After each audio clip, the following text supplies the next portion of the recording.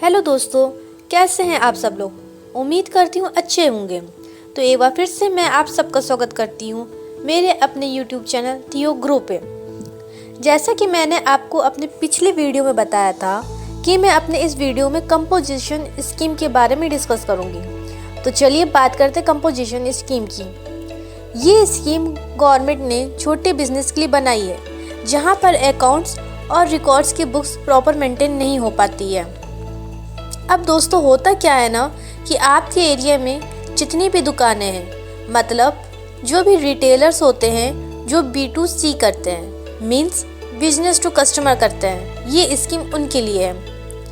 अब जैसे कि दोस्तों आप किसी शॉप से सामान अपने खुद के यूज़ के लिए खरीद रहे हो, अब ऐसी कंडीशन में आप GST में तो रजिस्टर्ड नहीं हो, वहाँ पे इस तरह के मैक्सिमम रिटेलर्स कंपोजिशन स्कीम में रजिस्टर्ड मिलेंगे। अब दोस्तों जानते हैं कि कंपोजिशन स्कीम की क्या रूल्स हैं और इसको किस कंडीशन में अप्लाई कर सकते हैं।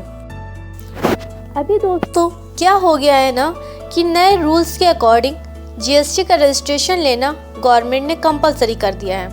पहले दोस्तों ऐसा नहीं था।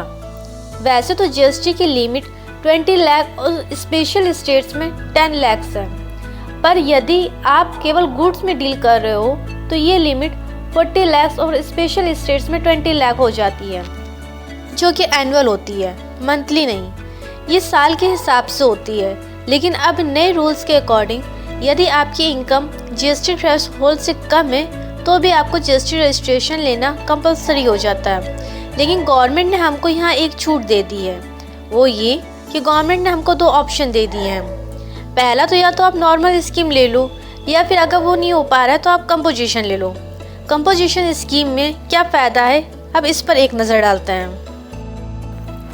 इसमें हम सबसे पहले ये देखते हैं कि जो हमारे नॉर्मल टैक्स रेट्स हैं, जैसे कि 5%, 12%, 18% और 28%, जो कि ज़्यादा है।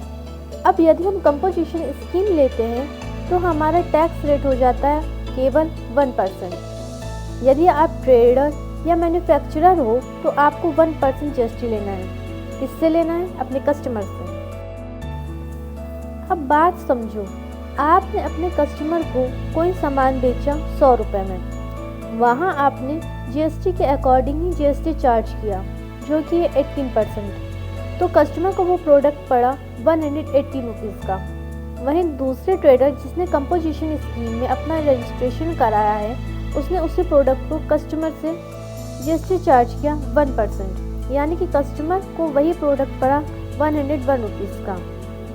अब देखिए दोस्तों, जो GST आपने या दूसरे ट्रेडर ने कस्टमर से लिया है, उसका फ़ायदा ना तो आपको हुआ और ना ही दूसरे ट्रेडर को। लेकिन कस्टमर को फ़ायदा कंपोजिशन स्कीम वाले से हुआ है, उसको वही प्रोडक्ट कम दाम में मिल गया। इसलिए कस्टमर तो उसी के पास जाएगा ना जिससे उसे कम प्राइस में सामान मिलेगा, ना कि ज़्यादा वाले के पास जाएगा। रेस्टोरेंट में 5% और यदि आप सर्विस दे रहे हो अपने क्लाइंट को, जैसे डॉक्टर हो गया या टीचर हो गया, तो वहाँ पे GST रेट है 6%। अब यहाँ पर पहले वाले सारे टैक्स रिमूव हो गए हैं। यहाँ पे सभी प्रोडक्ट्स पर एक ही टैक्स रेट लग रहा है 1%, सब पर फ्लैट टैक्स रेट लगेगा। अब आपको ये नहीं देखना है कि प्रोडक्ट कौन सा है और उस पर कितना टैक्स रेट लगाना है। अब दोस्तों एक एग्जाम्पल लेते हैं। माना आपने अपना कोई प्रोडक्ट परचेज़ किया है 100 रुपये में और उसमें आपने GST पे किया 18%, यानी कि आपने वो प्रोडक्ट परचेज़ किया है 118 रुपये में। अब आपने उस प्रोडक्ट को अपने कस्टमर को बेचा 200 रुपये में, 1% टैक्स लगाकर, यानी कि 202 रुपये में। अब देखिए दोस्तों, आपको गवर्नमेंट को पे करना है 2 रुपये, मगर गवर्नमेंट से लेना है 18 रुपये। एक तरफ तो आपने अपना ITC तो ले लिया और दूसरी तरफ गवर्नमेंट को पे किया केवल 2 रुपये।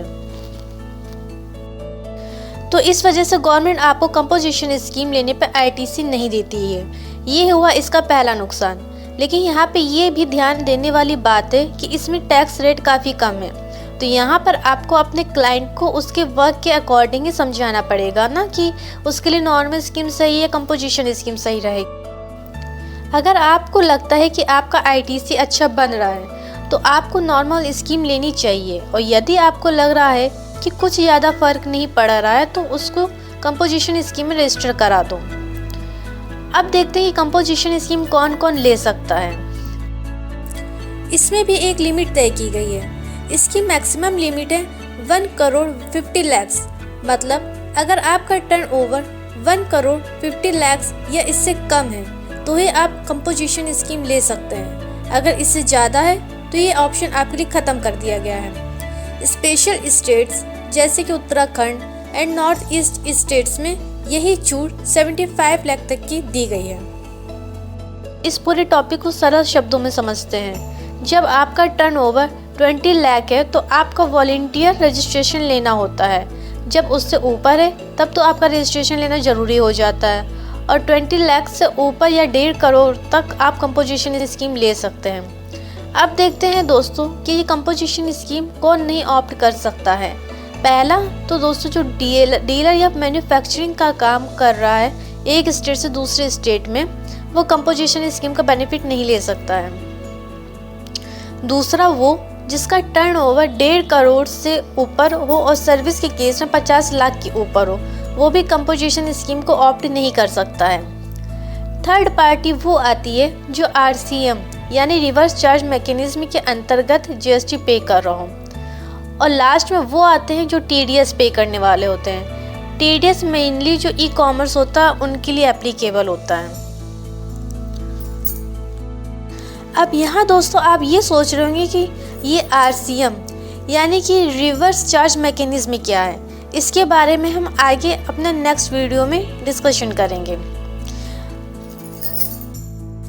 हाँ दोस्तों, यहाँ आपको एक इम्पॉर्टेंट नोट ये भी बता दूँ कि कंपोजिशन डीलर को हर क्वार्टर के एंड में CMP08 रिटर्न फाइल करनी होती है और ईयर के एंड में एक बार GSTR 4 फाइल करनी होती है। तो इस तरह से 4 बार CMP08 और एक बार GSTR 4 फाइल करनी होती है। मेरे इस वीडियो में अंत तक बने रहने के लिए आपका बहुत बहुत धन्यवाद। तो नेक्स्ट वीडियो में मिलते हैं, बात करेंगे रिवर्स चार्ज मैकेनिज्म की। तब तक के लिए बाय बाय, टेक केयर।